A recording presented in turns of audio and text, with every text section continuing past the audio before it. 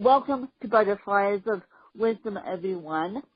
Today with me I have Sarah Vega, and Sarah has an incredible story. I first heard her podcast story on Dreams in Drive with Rena Campbell, and Rena also has an incredible story, so that's another podcast for you guys to listen to. Again, Dreams and Drive. But this is how I first heard about Sarah, and we're going to get into her incredible story and how she turned her life around. And I'm going to be asking the baseline questions as I always do, and so we're going to have fun with that. And so without further ado, I'm going to let Sarah take it away. Hi guys, my name is Sarah Vega, and by day I am a HIV counselor at a residential home for the LGBT community, and by night I do a podcast called Vega, which is targeted for the Latino demographic, but it's for anyone who wants to listen. And that was birthed during probably one of the worst times of my life, and now I'm being interviewed by lovely people like yourself and Raina. And I know this answer, but my fan base doesn't. Can you explain what happened to you? And so my fan base gets a little more detailed as to why you started the podcast. You were a corrections officer, and you did something that got you fired, didn't it? Yes, I was a corrections officer here in New Jersey, and it was a myriad of different reasons, but I was falsely accused of something, and I did not give the person up who actually was doing the things, which was bringing drugs into the prison. And at the time, it was a very stupid mentality because, the whole you don't snitch and being where I'm from is kind of like, it's kind of a dangerous thing to do. Now that I'm older, I actually if somebody does something, I'm telling. But, at the time, that was not how I perceived it. I had a lot of problems at my workspace to begin with, so that was just the icing of the cake. So I got fired. And I went through 2 years of just turmoil of, not finding a job, having that on my background. I was homeless for a little bit and just working whatever odds and ends jobs I could find. At one point I was very suicidal, and I attempted to do so, and it, thank God it did not work. At the time it was just I was in a really bad place. And at my worst, one of my friends, her name is Lauren, she accepted me. She let me stay in her house. I was I was crashing her couch for about 4 months. And one day it just struck me like, well, maybe I should just talk about my life in a podcast. It's not like, at the time I really didn't think people would listen. And I was sadly mistaken. Apparently people are nosy. And this is where Zika came from. So it went from my personal journal to just discussing different, different things within the community, within the culture, growing pains being 30-something and just having to navigate life. And thank God I am here, and it's picking up steam and doing relatively well. Well, congratulations on that.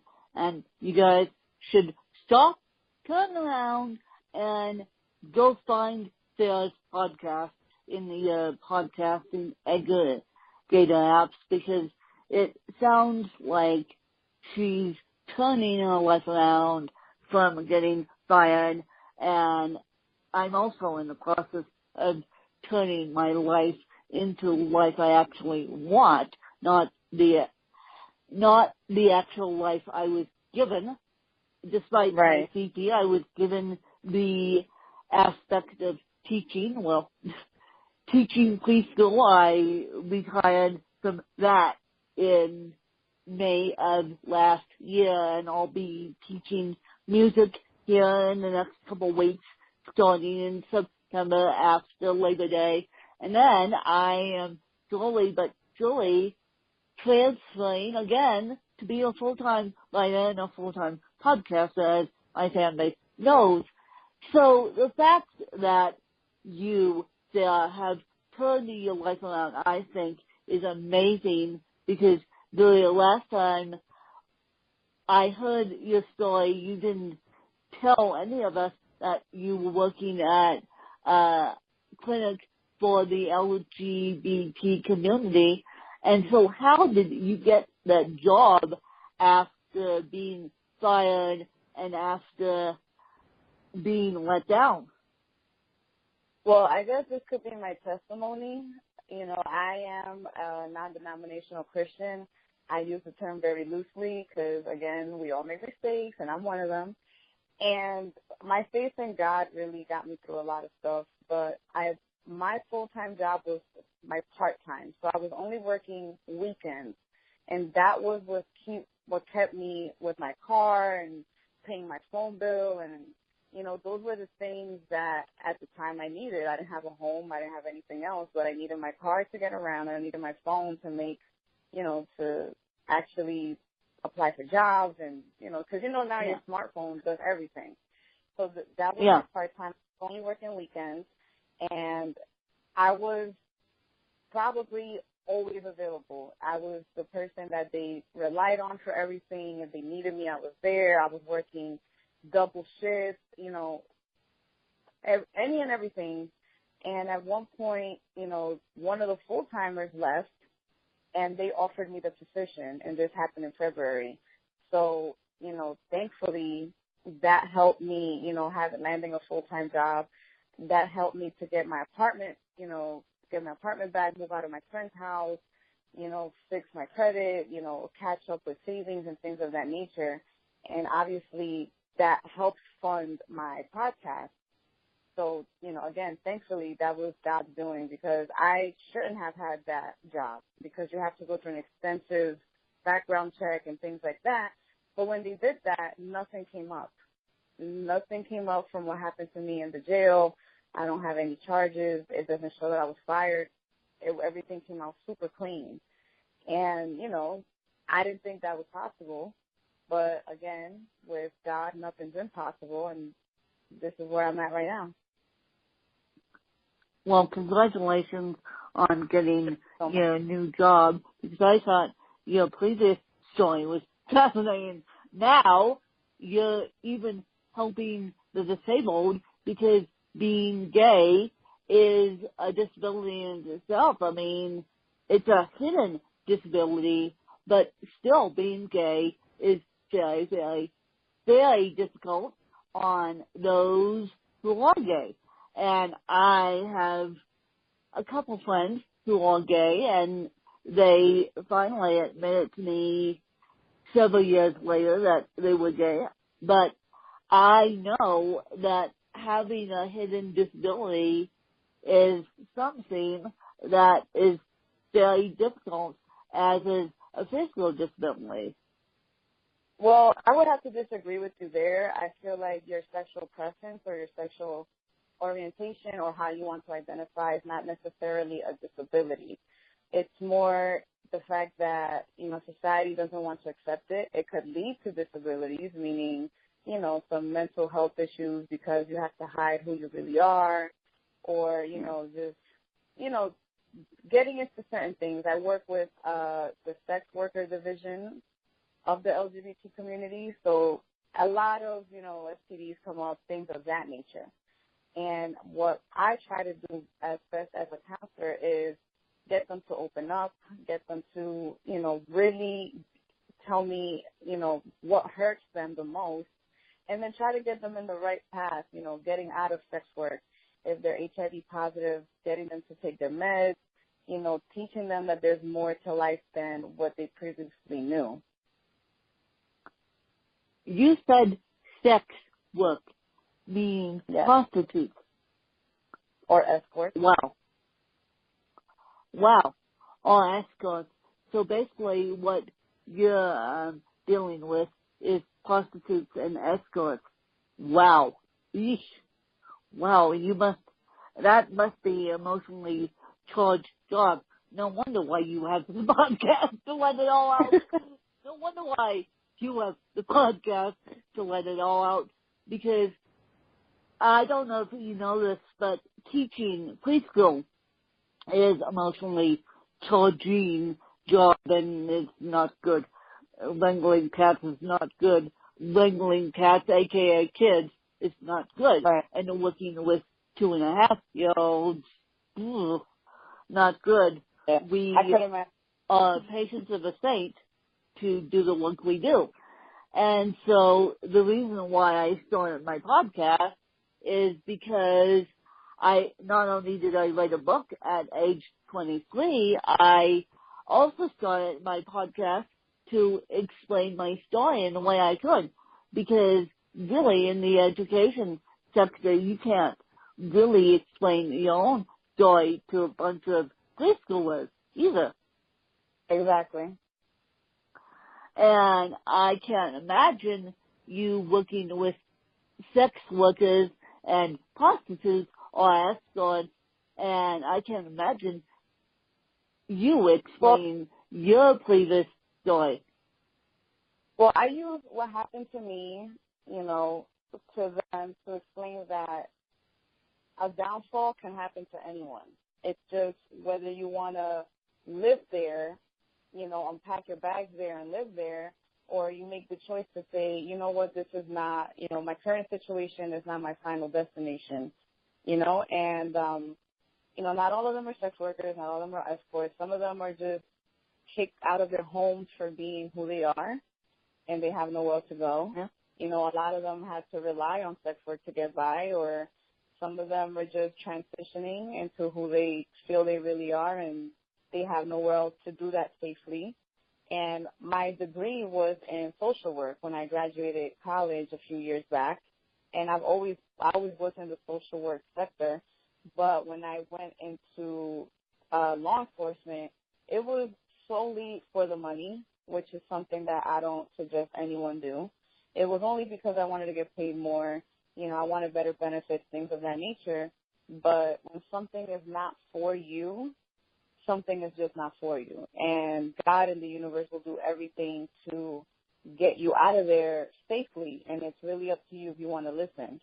I didn't listen the first time around, so everything that happened, it happened. And now the biggest lesson I learned from that is just to be more in tune with myself and to trust my instincts more and to learn to listen to God when he speaks. Yeah, exactly. God gave you a second chance, so now you have to listen. God is now giving me a second chance at my health, and God gave me a real health scare back in March, and God said, it's time for you to leave preschool. I think he gave me the health scare because he wanted me to leave teaching preschool and actually sit in an adult-sized chair or do something to that effect and do something that I'm passionate about. So God actually gave you a second chance to actually do something you're passionate about and use your degree at the same time. Yeah, because right now a degree is about as useful as, I don't know, a hole in my elbow. So, the fact that they even looked at that, I was like, okay, finally. Yeah. When you were taught a degree in social work wasn't very useful, but now that you are actually a social worker and a counselor, your original degree is very useful. It's very important now. Yes, it is. I agree. Yes.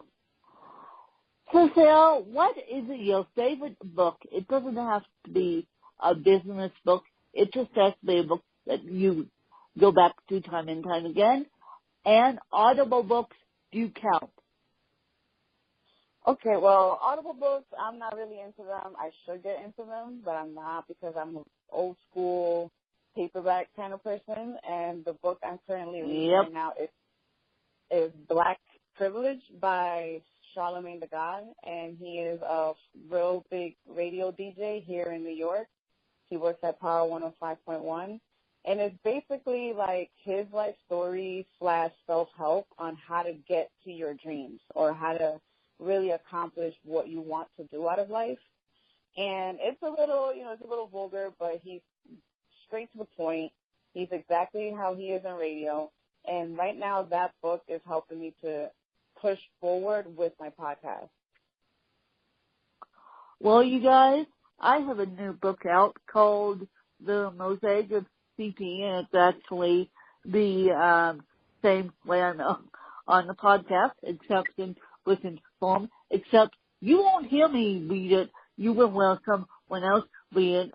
I am slowly but surely gaining up the confidence to voice my own audiobooks, but that's another whole podcast in itself, why I won't do it. And so, yeah. And so basically what DJs and radio hosts now are doing is writing their books on the side. And so I presume that the book Sarah's talking about could be found on Amazon. Yes, it is. Yeah. Yeah.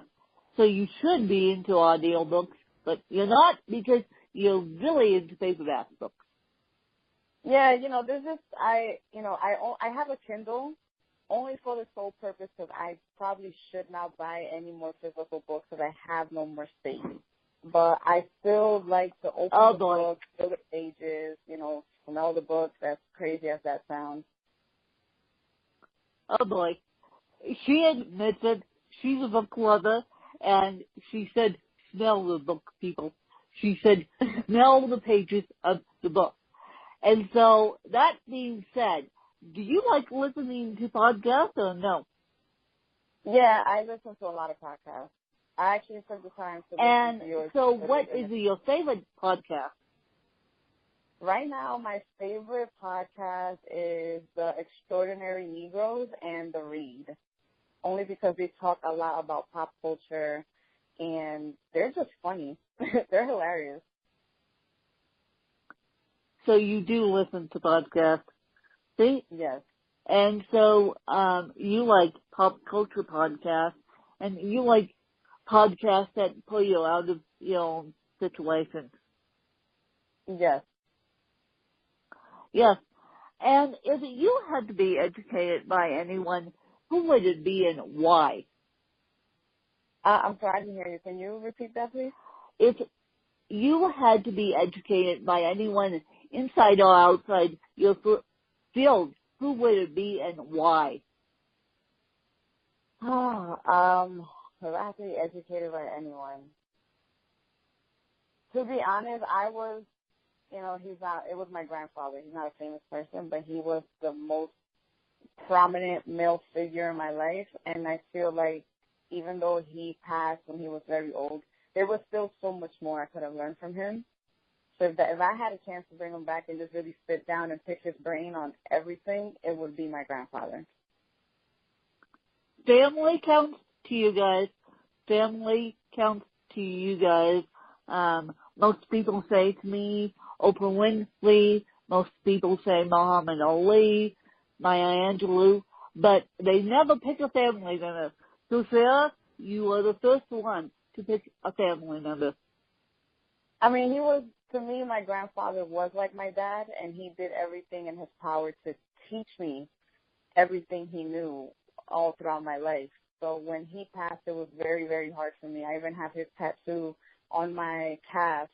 But if you want me to pick somebody famous, honestly, it would probably be Angie Martinez, she's a very famous radio host out here in New York, and she's been through some of the most prominent points in pop culture ever. Like, she's interviewed some of the most famous people, and she's been in some of the most famous, rap beefs there is, and I admire her so much. Well, Angie Martinez and your grandfather, those are two strong, influential women in your life, and influential women and influential men in your life. And so I appreciate your honesty by saying you're a grandfather and Angie Martinez. Yeah, I mean, I could say somebody like Oprah, but of course, I mean, who wouldn't want to be educated by Oprah? She's amazing. But, I feel like I would pick someone that I could relate to, and I could really relate to those two people. Well, that is fabulous for you. And now, what is your favorite technology tool that you use on a daily basis? My iPhone 7. I do everything off of this phone. Oh, your iPhone 7. She answered that one so quickly because I think she listens to my podcast, and I keep saying to people, iPhones count too. So that is a great technology tool. God knows I use my iPhone like there's no tomorrow, and I should probably stop.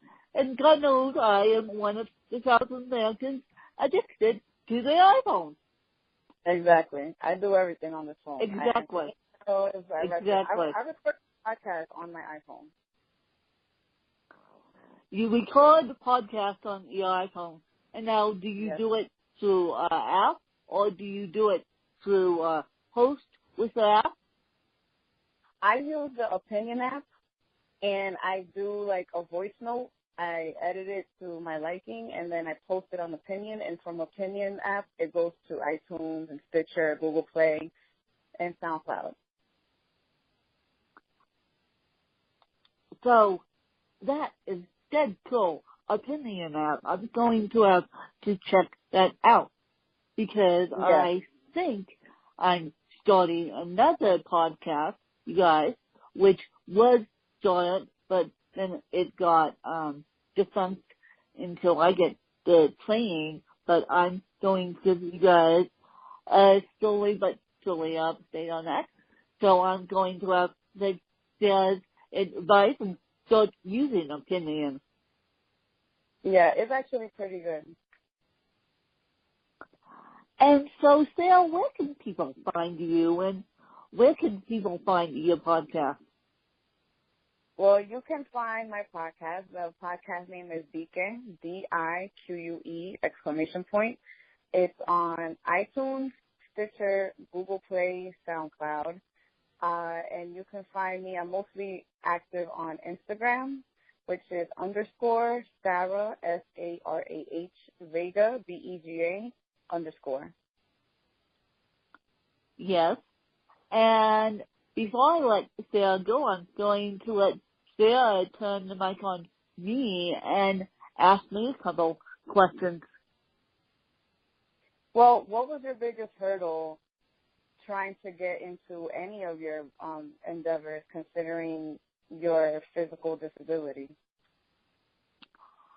My biggest hurdle is just having people believe in me, just having people believe in my story.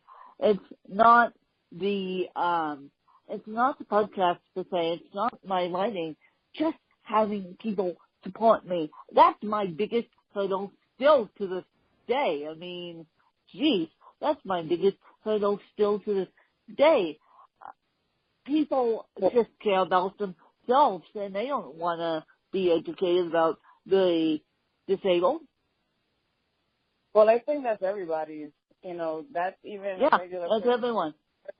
Because you're right. People just care about themselves. And what is your biggest goal What's your biggest goal to prove to all the naysayers? My biggest goal is right now is to become a New York Times bestselling author, to prove to all the naysayers who say you can't do that goal without a traditional publishing deal. I'm going to say yes, you can, and you can do it with cerebral palsy. As a matter of fact, I am going through a campaign this week with the New York Times, and I'm trying to sell 90,000 copies of my book, The Mosaic of CT, and then we'll see how that goes. And then that campaign ends on Friday, and if it doesn't happen, it doesn't happen. It will happen again in December. So by the time you guys hear this, it will be Wednesday. And so please, please, please, please, please buy my book in paperback or buy my book on Kindle and soon to be on audiobook as well for those of you who like audiobooks. And yeah, that's my biggest goal right now, to prove to the naysayers that yes, I can make it to the New York Times.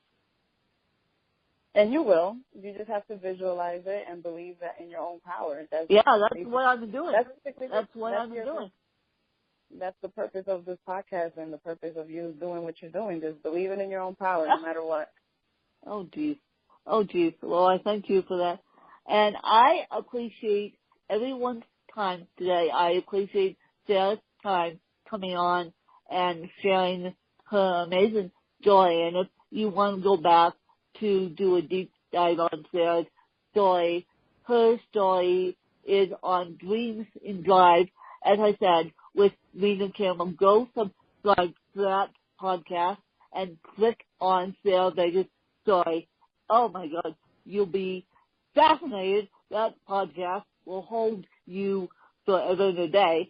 So please don't listen to Sarah's story as you're cleaning the kitchen or doing the dishes, because you'll literally have broken dishes because of Sarah's story. And Sarah's story just got more fascinating on my podcast, and I'm so pleased to be bringing Sarah and her update in, and I hope we can do it again soon. And this podcast has been sponsored by Grace by Glit. Grace by Glit is a clothing line out of California, and they will give you 20% off when you type in code Extra Butterflies and their athletic clothing line. And more information can be found in the show notes. You guys know how to get my show notes. If you guys swipe left on Overcast or just tap on the cover with of any podcast in iTunes, it would automatically flip over to the show notes where we will have Sarah's information and the sponsorship information. Thanks to you guys. All right. Thank you for having me.